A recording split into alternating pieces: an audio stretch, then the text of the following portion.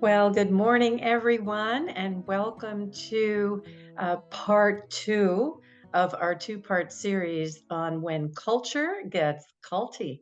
I'm Allison DeFlorio, and I'm so pleased and honored once again to have my co-host, Elena Van Kirk, with me for today's conversation. Welcome, Elena. Thanks, Allison.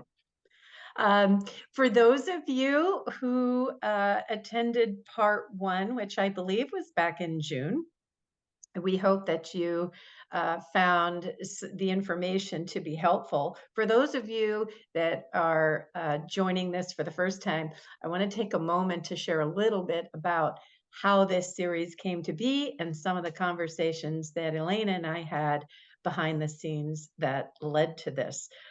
As many of you may know, at Exude, we do quite a bit of work in the aligning cultures and around inclusion and belongingness. And in our experience in working with some of the most intended organizations, we found that as they attempted to create inclusive environments, at a certain point, some of their practices and some of their ideas became borderline a little bit culty in the sense that we're doing this all for you, and if you don't like it, then maybe you're not a right fit here. So as we started thinking about that, Elena had, and this is really her brainchild, had the idea, let's share some insights about what we have seen in working with clients about some of the do's and don'ts and tips about how you build an inclusive culture in a way that is truly inclusive and in a way that really creates a sense of belongingness and openness. Uh, so we'll give a quick recap of part one in just a moment. But I do want to just remind everybody a few housekeeping tips. This session is being recorded, so your phones are on mute, but your questions are important. So if you have a question or if you have any technical difficulties, please go ahead and type that into the QA, and Elena and I will be checking that throughout the session today. I also want to give a big shout out to Whitney Beasley, who's in the background here, who helps make all of these come to life. We will be sharing a link with the recording to this session. So if you do have an opportunity to share it with someone who wasn't able to attend, we would welcome that as well. And lastly, your questions are really important to us. So we will do our best to address them. If we can't, both Elaine and myself would make ourselves available after this session. And our contact information will be on the last slide. So with that said, let's move forward here. We'll do some quick introductions for those of you that may not know us. I am Allison DeFlorio, co-founder and managing partner of Exude Human Capital. I started the firm about 17 years ago, in an effort to really bring together and bridge the gap between things that drive talent, namely human resources, diversity, equity, inclusion, and belongingness, and leadership development. And you'll hear much of that come through the conversation today, but we believe at Exude that those are all levers that have to be mutually reinforcing in order to really drive the talent strategy that you're trying to achieve. So my role today is to share some insights of the clients that we work with and how they have been able to build strong, inclusive cultures. And I'll turn it over to Elena. Thanks, Allison. Good morning, everyone. Elena Van Kirk, principal consultant at Exude. I've been with Exude for about 3 years. I have been in the human resources space for about 15. And I have a degree in psychology, and I've always had a sincere passion about really understanding behavior and communication. And so, in working with Allison, we've done a lot of work in really trying to bring inclusivity, not just into cultures, but also into all of the organizational processes and organizational support that we do with all of our clients at Exude. So we've had a lot of fun talking about this particular topic and identifying a lot of similarities and trends between organizational cultures and some more culty behaviors. And so happy to be with you all again this morning. Great. Thanks, Elena. So, in terms of an agenda for today, we're going to do a brief recap for part one, just to talk about some of the concepts that we addressed there, and also to bring people up to speed on kind of the foundation for today's conversation. We're going to talk about the power of conformity, what that means, what that can feel like, what that can look like in an organization, and then participation versus engagement. And Elena is going to lead this conversation. I think that there's such a big difference here, and hopefully you leave with some tips around how to think about that differently. One of my personal favorites is unpacking the exclusively inclusive cultures. And this is an interesting term, that exclusively inclusive. Again, sometimes well intended, but can have a very exclusive feeling at times. And we'll close, as always, with some tips for cultivating inclusivity in the workplace. Um, in a moment, I'm going to turn it over to Elena to talk about a recap. But Elena, and I shared this briefly with you, but I was reminded after our last session, and I don't know if anyone on who's listening today has had a chance to watch the documentary about the company Theranos.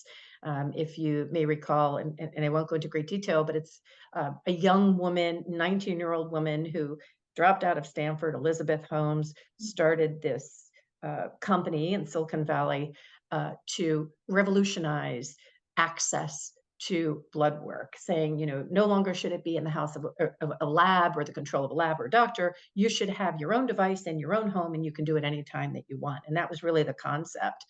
Um, if you watch the documentary, much of what we spoke about the last time with regards to how a well-intended culture can get borderline culty. There's so many examples of that in this session. So for instance, uh, while the intent and the goal and bringing everybody together and hiring all these very, very bright, intelligent, sharp individuals who wanted to create and change the world, um, until some of them started thinking, some of this that we're talking about isn't quite right. And they were encouraged to use their voice. That was part of the culture. Yet when they shared their voice or said, this is not working or we can't do that, the response over time became, well, then perhaps you're not Silicon Valley material, or perhaps you shouldn't be an entrepreneur. And it started to create a breakdown of trust. It started to create fear, and it created some divisiveness within the organization. Again, well intended. We're going to change the world. We want to hear your voice. But if you don't say what we want to hear, then that's not okay.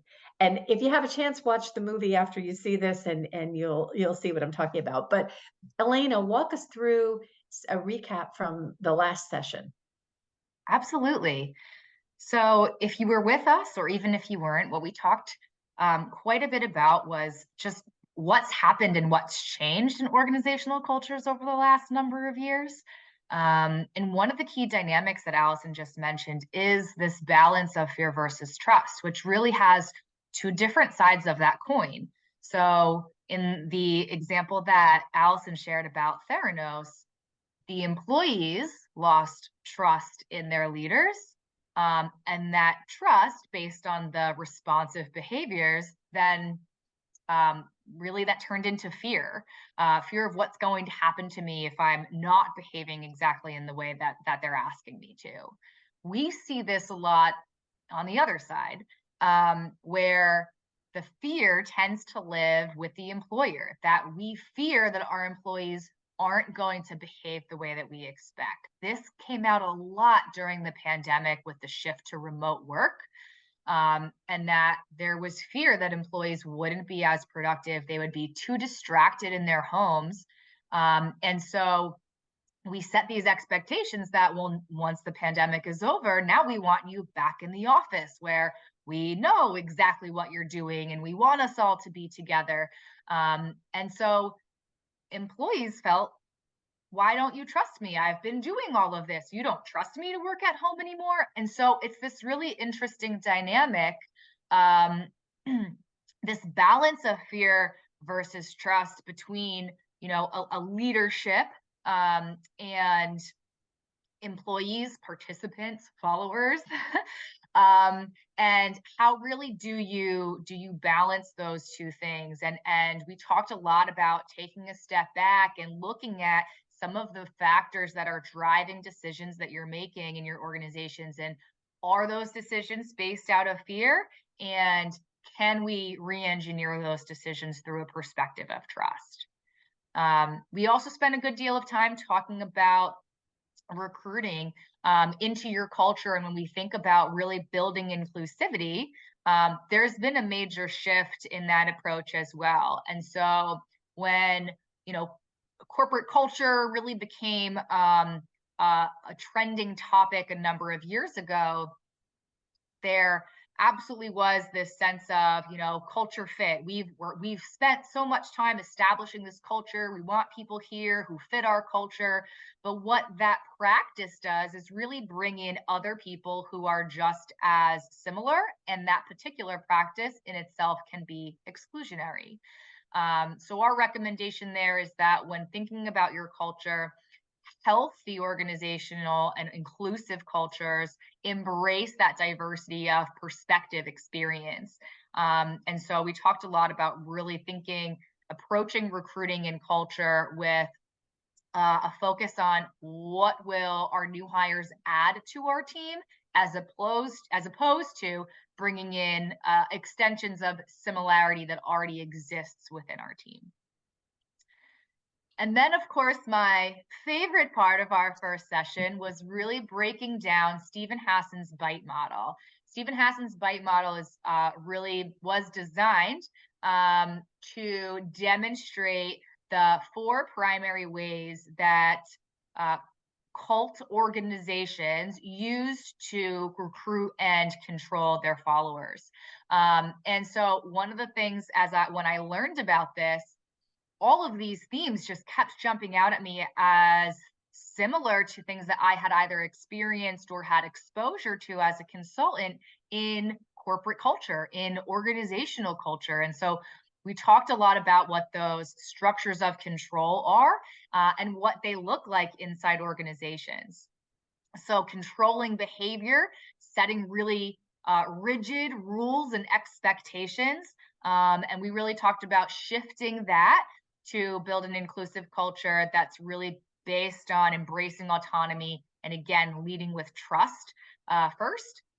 We talked about control of information. And so, not just control and consistency of messaging, but also transparency to how and why decisions were made. So, in making that shift away, again, from a structure of control, we recommended sharing as much as you can with your staff on a regular basis. And when you can't share things, be transparent about why. The more transparency that we have, that innately will build trust. This is, Um, I just want to underscore that in the Theranos situation, what was being communicated externally, publicly, was very different from what was being communicated internally. And that created distrust within the organization because the internal people knew that what was being said externally, it did not align. And it's interesting. That's such a great point, Allison. And it was really interesting to think about thought control in organizations. This one always kind of jumps out to me. But when we think about that environment that is so, brand or methodology focused, right? It's that representation that we try to really push and encourage our staff to internalize and then to go out and externalize. Um, really being open minded, responding with genuine interest, and not just having a blanket expectation that employees are going to naturally fall in line and adopt everything without consideration and responsiveness. And the last element of the bite model is emotional control. And so we talked a lot about this in making sure that everyone is represented, and seen, that they're valued and supported, both coming into the organization and leaving the organization. Um, and and really just balancing what that individual employee experience is along the way. And that's going to tie a lot into our content today. Great. Thanks for the recap. Um, and so here we go. So Elena, take us away and talk a little bit about some of the things you see. Happy to. So the power of conformity is really interesting. Organizations, I think we talked about this last time a little bit, naturally lean to having expectations of specific behavior or following, unified processes, policies, norms, because they have a perception that that is how they are going to get their perceived, their anticipated outcome of success. So this is the model that we've designed of how we are going to be successful as an organization, and this is your role in that model. We see conformity a lot just at a macro level in organizations in that way. But one of the other really interesting things is that um, there are also, I think, in organizations, variety of cultural norms, and those make your organizations unique. And a lot of time they can add so much to the culture. They can be a really unique experience that help employees feel connected. But do we understand what all of those things are? And so they might look like particular rituals that you have, slogans that you use either for celebration or at intervals throughout the year, any type of cultural traditions, the way that you recognize success or recognize advancement or development. And there might be particular activities that you do throughout the year that are really unique to your organization. And so the way that we respond to employees embracing or adapting to our own cultural norms is a really important element of assessing conformity. And I know, Allison, you have a really interesting story to share about this. Yeah, and I have a couple of additional thoughts that I want to share as well. So when I think about rituals, some of them are absolutely fine, but when somebody's joining your organization, letting them know what to expect is where there might be some missteps. And that happened to us in our organization. This is years back, with the very first consultant I ever hired. And at the time, we had a three-story building that we were in, and we needed a way to be able to communicate to everyone in the office when we had important news to share or we wanted to celebrate. For anyone who's ever been to our office, you this is more than you want to know about us, but we had a large gong, and we kind of ordered it on a lark. But we said this is great. We can bang the gong, and everybody will know that they should come downstairs, and we're going to have an announcement. Well, I failed to share this ritual with our consultant, and I remember one day being in my office. We were on the third floor, and he came into the office and sat down and he said, "Is there anything you want to tell me?" I'm like, "What are you talking about?" He said, "The gong." And I said, "Well, what about the gong?" And he said, "You weren't here and they banged the gong." And I said, "Oh, well, that's to let, people know what's going on." He said, "Well, I didn't know that." And I said, "Well, what did you do?" And he said, "Well, I saw everybody get up and start walking like sheep downstairs." And I said, "Well, what did you do?" He said, "I got up and I walked and I followed them downstairs." He said, "But that was the strangest thing that I ever experienced." And I felt so terrible because this is something we thought was really great and fun and a way to bring everybody together, which had a slightly odd impact on our consultant. He did stay with us for a very, very long time, though. and managed to get through it. But you made me think, Elena, about some of the things that we do as cultural norms in organizations that may not have the same impact that we intend. Recognition is one of them. The more culturally diverse you are, the recognition may have, publicly recognizing people in certain cultures can be extremely uncomfortable and not have the same impact as doing so in person individually. So I think we have to be intentional as we with those in our organizations and train our leaders to really understand what is it that motivates each person on my team. How does that person want to be recognized? And then to be able to uh, do that in a way that resonates with the individuals. Absolutely. So I think our first tip here is that when we think about our own cultural norms, we need to understand what they are. And when we are adding people to our team, making sure that we're communicating that ahead of time. And I'm going to add to this, to Allison's point, that there needs to be an opportunity for employees to respond to that if it's something that they are uncomfortable with. So being aware of what those norms are and how we expect conformity to them is a great first step. Right. So as I mentioned earlier, this is one of my favorite conversations that Elena and I have had behind the scenes. So I'm interested to hear, Elena, your perspective on participation versus engagement. So I think a lot of organizations expect engagement through participation. And I think you and I are going to break that all apart in the next couple of minutes. I've been in a lot of organizations where leaders will, in an attempt to build camaraderie, team building, sense of community, in an effort to build quote unquote engagement, they will plan outings, activities, events, but yet require participation. And because, again, when you think about that organizational model of this is what I think we need to do to be successful, and this is the role that I expect my employees to play in that, this is also where that shows up.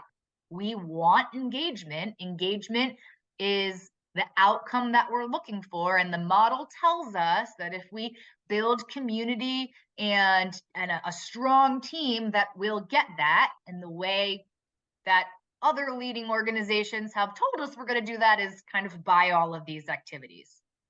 But what's really interesting is that dynamic can have really unintended consequences and really unintended effects. So if we think about what are some of those really common events and activities that organizations might expect people to participate in, things like happy hours, maybe quarterly, monthly celebration dinners, even having like cameras on, cameras off, we'll talk about. But I want to start with those first two. Extracurricular activities is typically the first thing that organizations lean into. And some of the unintended consequences of that is that those activities really might not work for everybody. So people who don't consume alcohol are probably going to not really be interested in attending a happy hour. People who have families or maybe other religious, personal commitments might really struggle with that dynamic of attending a dinner on a Thursday or a Friday night and getting home late, well past working hours. And so when participation is truly voluntary, that's okay. But in our experience, most of the time, that participation is expected because the organizational leaders want that output. They want that engagement.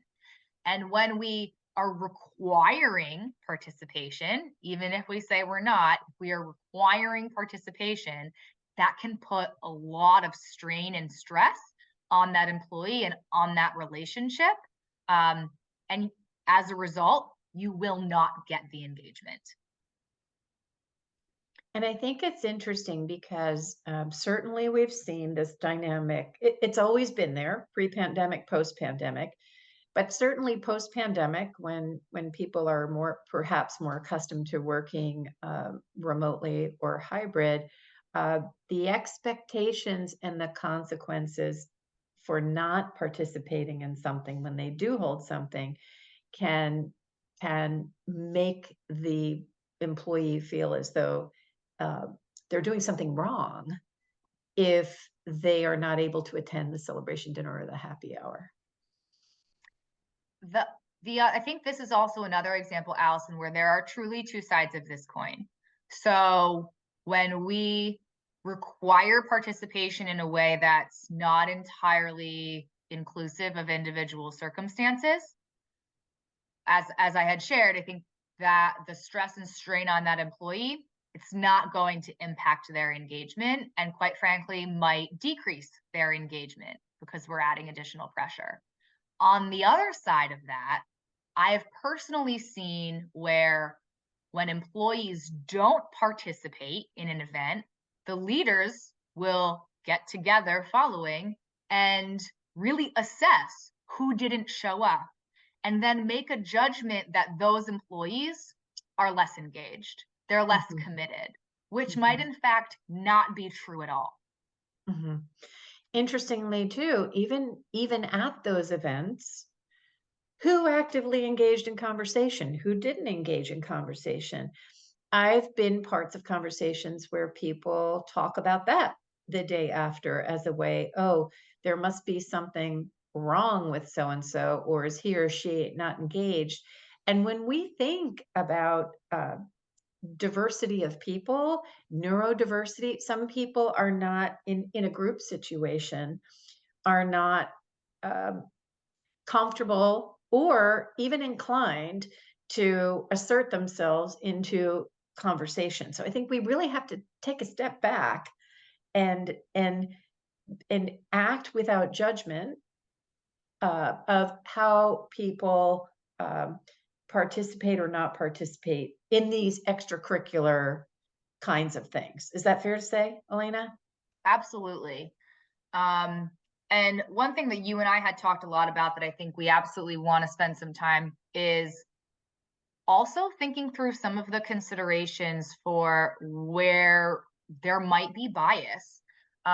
We've seen it in gender bias in activities or events, whether the event might be, typically more male oriented or female oriented, and one gender or any employee might not feel comfortable in that environment. You also have to take into consideration ability bias. Mm. Sometimes physical activities, you might not have people and who are comfortable engaging in that space and in that setting. And it's interesting when you say that because it comes to mind when I was working with an organization that wanted to, they had a group of people, and there were a lot of generational differences here too, that wanted to do high ropes training, which people do for team building. But they had people that physically were not able to do that, and where they missed the opportunity is to be able to think about, well, what role could they play? How could we create this environment? Someone had a comment that they're working through this right now, and this is interesting, Elaine. I'd love to hear your thoughts on this, where they have non-work sponsored, celebrations for people who may be leaving or joining that are done by employees that generally may be, at a bar or a happy hour. And how do you have that conversation to help that group, which is not a company sponsored group, but it is employees, think about this more broadly, or think about this with a sense through the lens of inclusion and belongingness? I think that's such a great point. And we can help guide that conversation, right? It's employee sponsored, so we're not going to tell them what to do, but it all starts with awareness. Are they even aware that by planning a happy hour, they might be making some people feel uncomfortable about attending? And so, what are some of the other things that we can do? Happy hours are challenging because typically those events center around the bar and the drinks. But what about a dinner? At a dinner, everyone can participate in a dinner, and I could have a non alcoholic beverage. And I'm not seen then as the only person not participating. So I think if we can give them some other suggestions of things that they could do, um, one of the things that I've also seen done is looking at local calendars and taking a group to, a local event or festival or opening of some type. In the summer months, there's oftentimes, parks that do live music on Fridays and things like that. So what if we help make them more aware of, again, these kind of potential unintended impacts and just help them think through some other things that might be as appealing to them if they're looking to include all of their coworkers in a safe space. And Yes. Allison, you and I had also talked about, this kind of requiring cultural participation. While a lot of it centers around activities, and we want to be conscious of people's comfort level with those activities, whether that's a happy hour, or we had even talked about, sometimes organizations have scheduled activities like the axe throwing, or going skeet shooting, or things where really a lot of people might be really uncomfortable in that environment. We also need to understand what are other things where we are requiring cultural participation that also could make people uncomfortable. And so that whole camera on versus camera off element is another way where we also tend to correlate that with engagement. That if an employee is camera off, they're not engaged in this meeting, or they're not engaged in this project or what we're doing, and that really might not be the case.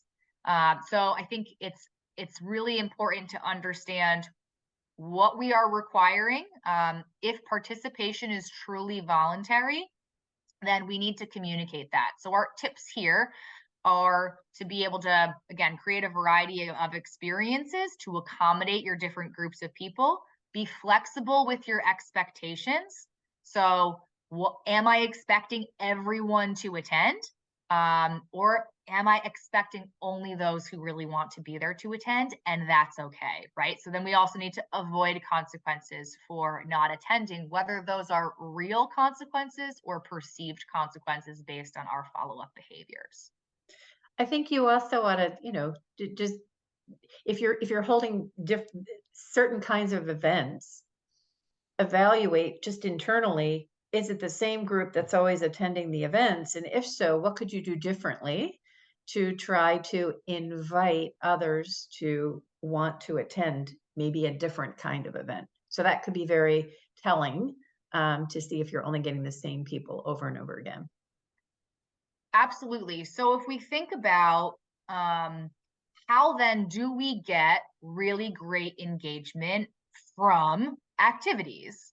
So in order to have that high level of engagement, in order to get the output we want from the activities in the first place, we want voluntary attendance. If you want to be there, we want you to be there, right, Allison? If you build it, they will come, but Yes. they have to want to come. Yes. There needs to be that high interest in participation, and not the sense of obligation, but that high interest in being there. When we have the interest in being there is when you will naturally get the sense of community. If it's obligation, that will negate some of that community and team building. One of our other really big themes in this is to meet your people where you are. And we've done this as a team.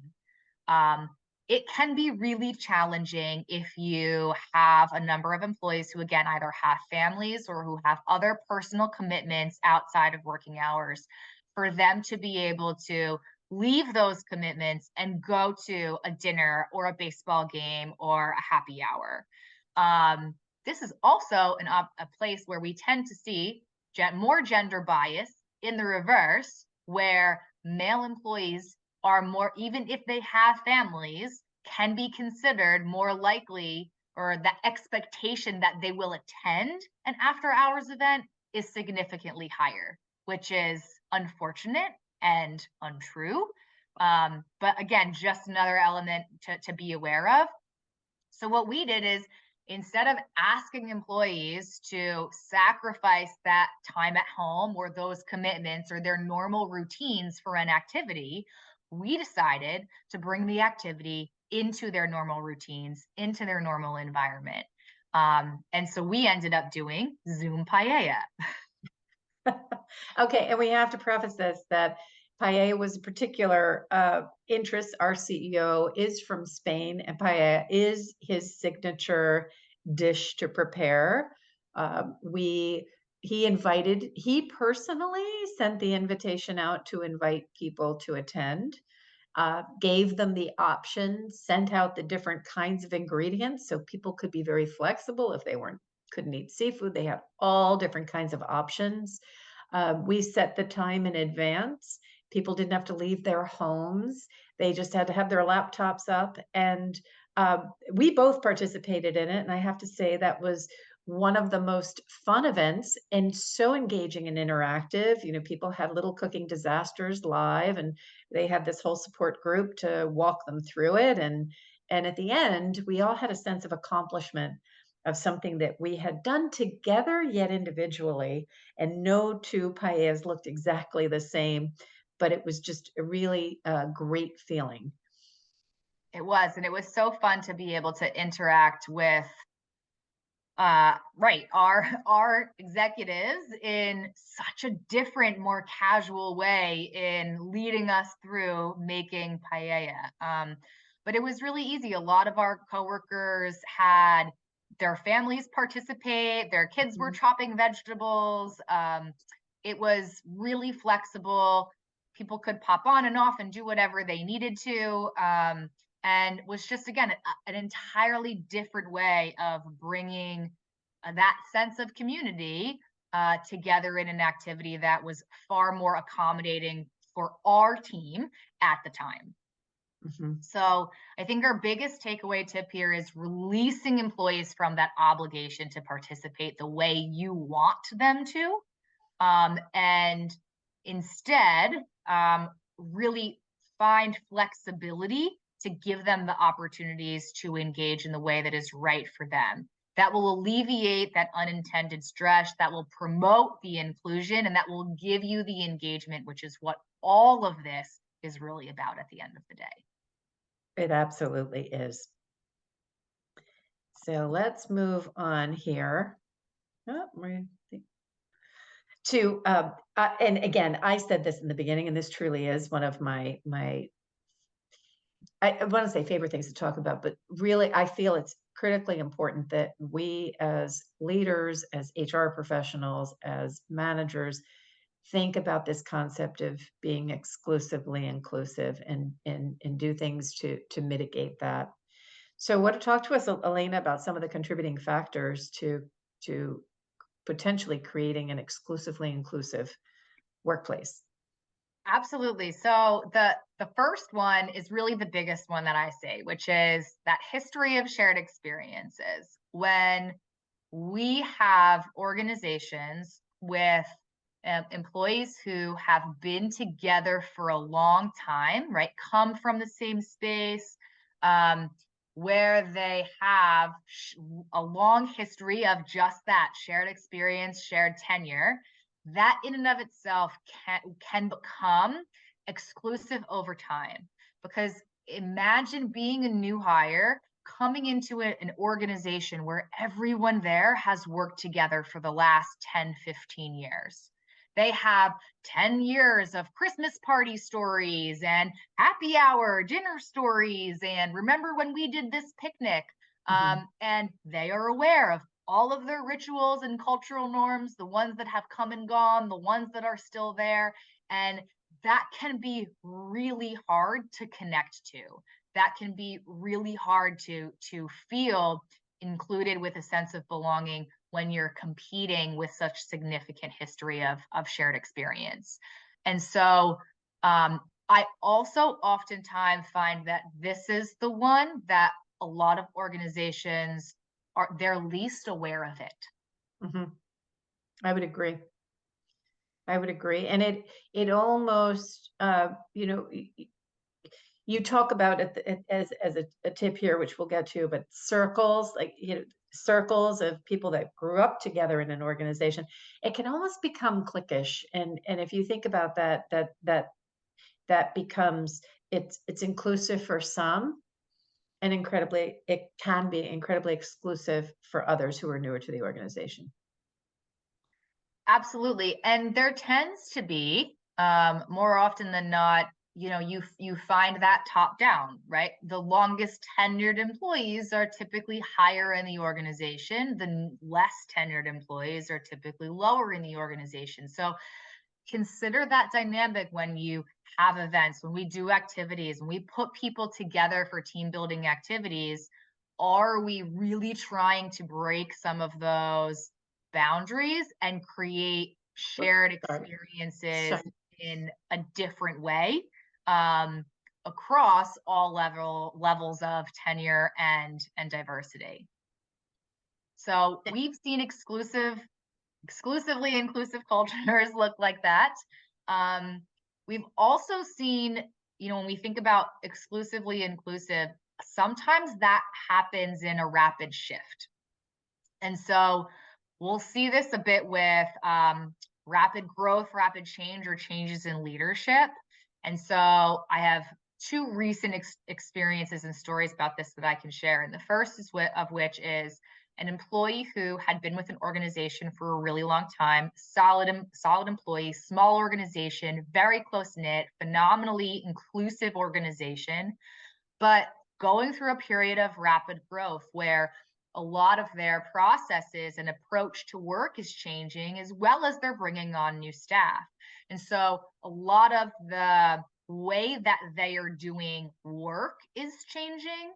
And so this employee who had been a subject matter expert and had built the first iteration of how they did their work. Now, as they're rapidly growing, there is a new iteration of how they go about doing their work. And this employee was struggling to make that evolution. And so very quickly went from this really close, inclusive, feeling really inclusive to almost feeling excluded, Mhm. because that was a really difficult adaptation for that employee to make in the midst of change. The other similar story that I have, it really relates to change in leadership, which is we had someone who we were working with at a client who was one step down from executive team. In the meetings, had a seat at the table, led their department, and executive team changed over, new executive came in, and new executive hired a second in command. And so now this person still leading their department, but really no longer had that seat at the table because there was now an additional person in that direct reporting relationship. So went from feeling included and part of that particular senior leadership circle to really quickly almost feeling excluded. And so again, just another dynamic that I don't think we're always really in tune to while it's happening, and we end up having to address the effects after the fact. I would also add to that, we have organizations that grow through acquisition, and there may be a perception with the group that is acquired that here they went from being their own entity where they knew the norms, and now they're being, uh, there's this change into a different type of culture, which is completely new to them. And where they felt that they had some control and understanding, they're feeling as though they're second tier because they're not part of uh, the home office, or they're just an add-on but never really part of the group. So we have to be very intentional about crafting new norms that kind of join both organizations together, and bringing along those who are entering the organization to make them feel welcome, that they belong. Absolutely. And I think we also talked, Allison, about balancing, again, new ideas and old ideas, right? So Mhm. one way that exclusively inclusive can show up is a suggestion, an idea. Oh, we did that, didn't work. Oh, we've tried that. We thought about that already. And new ideas can be just as good as, no, old ideas can be just We as just good as new ideas, with a new set of circumstances. So, we want to be really cognizant of where are our circles. Sometimes they are top and bottom. Sometimes they are by department. Sometimes they are, just scattered all over. Um, Sometimes employees might be in more than one circle at a time, but where are they, and what are the dynamics, and what are the potential impacts of that on culture as the environment changes? And to one of the ways to really unpack that exclusivity is, to, again, invite all opinions, right? Make sure that all voices have equivalent merit, the new, the old, the same, the different, without judgment. Because as employees evolve, as employers, as organizations evolve, and employees move through that organization, their perspective changes. And some of the more macro environments will change as well. And so having equivalent access to, share your voice and have your voice be heard, acknowledged, considered, and responded to is really important. Yeah, and I think that training your managers and yourselves, arm them with phrases that are not limiting or don't shut down. Oh, that's interesting, Elena. Tell me more. How do you see that working? Even if it is something you've tried before and it didn't work, at least let the person share their thoughts, because it could be that one golden nugget of something. Maybe we did do it before, but we didn't do it that way. Also, think about how you can do perhaps pilots of ideas. If you can't commit to doing something, to try something new, maybe you do it for 3 months. Well, let's try this for 3 months, or we'll try it for 6 weeks. Let's see how this works, and we can come together to evaluate. That may go a long way in helping you expand and build confidence in individuals to come forward with ideas that may help impact your organization. So before we leave this, I just have to say one comment that came through, and thank you for sharing this. There was another group that did one of those food gatherings virtually, and they did mac and cheese, all the different ways of making mac and cheese, and she said that that was really well received. So thank you for sharing that. We talked about this quote.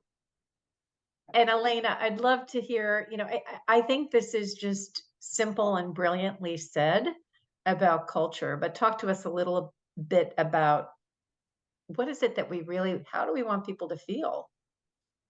I think for me, this truly is indicative of an inclusive culture.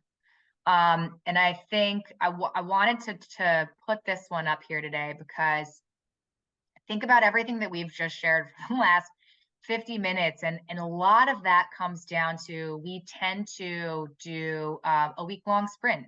And Friday is the prize, right? We want our employees to get to Friday.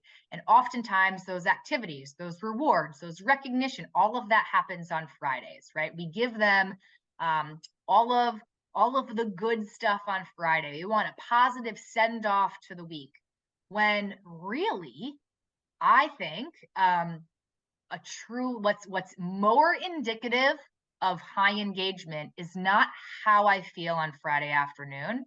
It's really, how do I feel about going back to work on Monday? And so if we can change our perspective to, instead of trying to stack all the good stuff and get the high engagement on Friday afternoon before you leave for the weekend, what can we do to make employees feel really good, and valued and empowered and excited to come back and contribute and pick up and share on Monday morning? And so to me, this is reflective of a really positive, inclusive, developmental focused organizational culture. How employees' hearts and stomachs feel about Monday morning on Sunday night. That's great. And and I'm sure you've heard the term the Sunday scaries that some people have. They don't sleep on Sunday nights because they're thinking about, oh my gosh, what's this week going to bring? And a fun fact for everyone, and you may have heard this before, but people who are looking to leave your organization are most likely to actively search for roles between 9 and 12 on Monday mornings. Why is that? What does might that say about a culture? So to Elena's point, if you can think about breaking that mold and how can you create something that inspires people at the beginning of the week, inspires them to want to give their best, do their best, inspires them to feel like they belong and that their voice matters early in the week, is critical. We do have a question here, Elena. Should or how can organizations codify all people who, quote unquote, have a seat at the table so that new leadership doesn't disrupt the shared learning or leadership? Oh, that's a really It is. interesting question. Um, so I think the first thing that I would consider in that changing dynamic, and I think a lot of great leaders do this, right? That when they come in, most of the time, they leave things the way that they are so that they can get an understanding of why they are the way that they are, Hmm. to get an understanding of what works and what doesn't. And one of the biggest themes, Allison, that you and I have been talking about really across all of our practices is that transparency is so much less about the data and the information as it is about the decision. Great transparency, the value in that is in communicating why and how decisions were made. It becomes so much less about the decision if people have trust and understanding to the decision itself. So to me, that is a huge missing link across a lot of the people management space. And I think if we can start to be more transparent about that and be better communicators in an appropriate way, I think that helps those changes when those changes need to be made. The other piece that is a little bit more specific to this question that we've also been working with other organizations to do when we think about organizational structure and job architecture is really understanding levels of employees in organizational strategy, leadership, department, with what is the influence expected at each level. And if I'm no longer at that executive table, is there a senior leadership or leadership table that I am still at or will now be at? And what is the role and value that I can bring there, even if the audience is slightly different, slightly more expanded than that teeny tiny executive team table? So just another thought off the top of my head.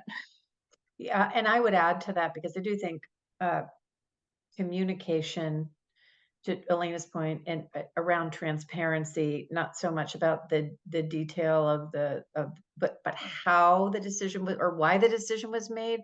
Uh, it has to be throughout the organization. So if the leaders are good at doing that to the management group, but the management group isn't effective or trained or comfortable or has the right talking points to be able to then disseminate that information, it gets lost. And sometimes we do see that where there's best intentions of communicating information, but it hits a level that hasn't been effectively developed or the expectations around how that information is going to be shared with the rest of the team is not clearly defined.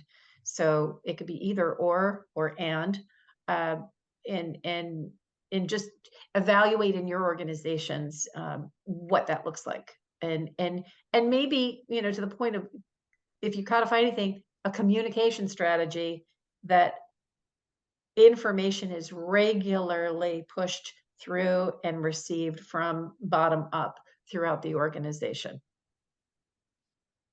Great question. So you want to walk us through our key takeaways, Elena? Happy to. So you will, I'm sure, never forget Allison's gong story. Um, so be really aware of what your unique cultural norms are. They might not be as unique as that one, but make sure that we're aware of them. We're considerate to how what that experience might be to somebody who's new, or if that experience could be potentially uncomfortable for someone, and make sure that we're communicating that ahead of time and being open to concerns. From an engagement activity experience standpoint, make sure that we're thinking through a variety of experiences and activities for different groups of people based on where they are, what their commitment and availability is, and what they're comfortable doing. And then flex your expectations. So even though it might be a lot of work and it might have financial implications to put on an event, make sure that it's something people are excited about if we are really hopeful and looking for high participation. But be flexible with your expectations and make sure that there are not actual or perceived consequences for not attending. And again, just release them of the obligation. We want them there of free will, interest, and participation. That's how we will get high engagement, alleviating the stress of them feeling like I need to be there, but that's going to be a challenge for me. And that'll really create that inclusive sense of community that you're looking for. Understand where your circles are, where your cliques might be, where it might be difficult to be a new hire or difficult to have a different idea or a suggestion, and see what you can do to educate and expand awareness to that within those circles. And really make sure that we are always inviting opinions, listening without judgment, considering what people are saying, and responding as well. Great. Well, on behalf of myself and Elena and all of us at Exude Human Capital, we want to thank you for taking time out of what I'm sure is a very busy day to join us for today's conversation. As I mentioned, if you do have questions or if you're thinking about how do you want to do something with this in your organizations, please feel free to reach out to either one of us. We would welcome the conversation. And this work means a lot to us. So we thank you again, and we hope to see you on a future webinar. From all of us, enjoy your week.